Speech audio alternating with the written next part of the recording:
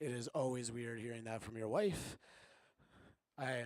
It's fun. We have a family from our community that come to our church here, and the one day we were like all standing out on the street chatting his parents, and he rolls up on his bike and he's just like, "What's up, Pastor Greg?" And I was like, "Not here. This is not the place you call me pastor, okay?" I'm like, "Here, I'm just Greg. That's like fine, good enough." So, I hope you guys are doing good. Excited for a new year, all the possibilities of what is to come. We are going to dive into a new series this Sunday, and it's going to go for the next 8 Sundays. And one of the things that we've been doing as a staff is we have staff meetings every Wednesday morning, and we try to walk through a book together. We read a chapter together, we discuss it, and one of the books we just went through as a staff was the Practice the Way book by John Mark Comer. I know, big surprise. Okay, but it's its newest book, and we walked through it as a staff, and every week we were walking through the chapters and discussing it, and we kind of all were like, man, we would love to see our church go through this book, to go through this idea. And John Mark Comer actually put together a whole course called Practice the Way course. And the whole idea is it's meant to be an introduction into spiritual formation. Now, if you've been hanging around here for a while, you know that this is a topic that we've kind of been addressing for quite a while here. And I just think that it is so vital to following Jesus that we understand what spiritual formation is, what it looks like in our own lives, and how we are actively engaging with it. So this is my pre-apology for all of you that have been around a little bit. These next 8 weeks, this might seem redundant to you. This might feel like we've heard this before, you've said this before, we got it, okay?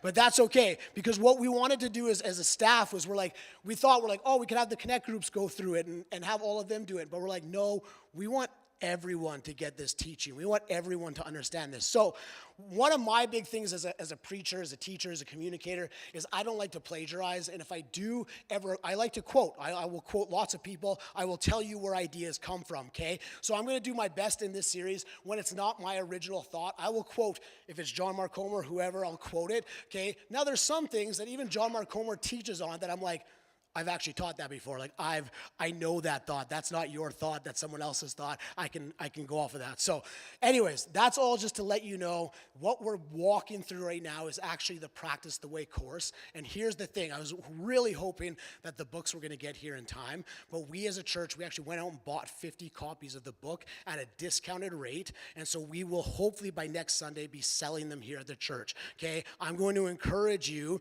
to plan. We'll send out an email once they arrive. I would encourage you to get a copy of the book, okay? It is a phenomenally written book. And our connect groups, I know I'm doing I'm doing basically announcements now.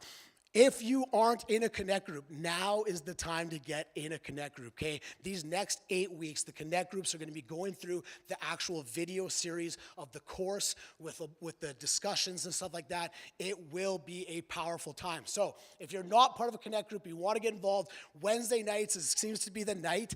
And if there's anyone out there right now that's like, man, I could lead a connect group and I could do it on a not Wednesday night, come talk to me, okay? Because we need some more connect groups that don't meet on Wednesday nights, because that's the only night right now that our connect groups meet. So if you're out there and you're like, hey, I'd like to lead one of these groups, I could do a Tuesday night. That'd be amazing. Give me some more options here. So I want to start with this question. Who are you following? Who are you following? Have you ever taken account of your life and who it is that you kind of put on, I don't want to say put on a pedestal, but someone that you're like, man, I'm really following that person now. Now, we live in a social media culture where probably most of you, I'll say kind of probably under 50, have hundreds, if not thousands of people that you are following. Have you ever gone to your profile and seen how many people you're following? I checked mine out this morning. I am following 512 people, okay? 512 people I am following, right? And I went through this morning. I was cruising through because I'm like, who am I following? This is crazy. 512 people is too many people, right? And I was sort of going through and I'm looking, trying to filter. And I'm I found some just random things and people that I'm following. I'm like, why am I following this, right? But it made me kind of start to ask the question, well, what does it mean in this culture to follow someone? What does it mean? You like them? You admire what they're doing. Maybe it's their skill, their art. Maybe it's you just grew up with them and they're your friend and you just like keeping tabs on what they're doing, seeing what their life's about. Maybe you're jealous of their travel life or their lifestyle or things they get to do and you're just there just to judge them with jealousy all the time.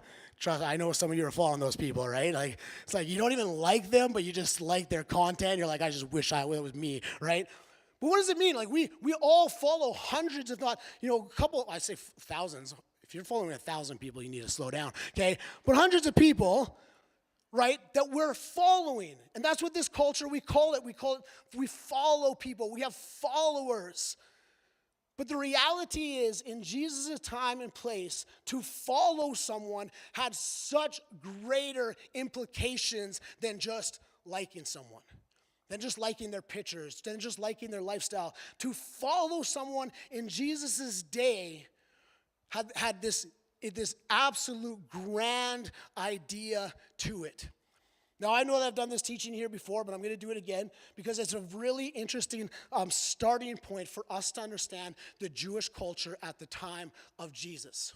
See, at the time of Jesus, if you were between the ages of 5 and 12, you went every day, Monday to Friday, to a school to memorize the Torah, the first 5 books of Scripture. Usually by the time you were about 10, 11, 12, you had the first 5 books of Scripture memorized. How many of you have more than 4 phone numbers memorized at this point in your life? I'm in big trouble if my wife doesn't have her phone on her and I lose my phone because she's the only number I think I have memorized outside of my own, right? First 5 books of the Torah, they would memorize. By the age of about 12, the best of the best.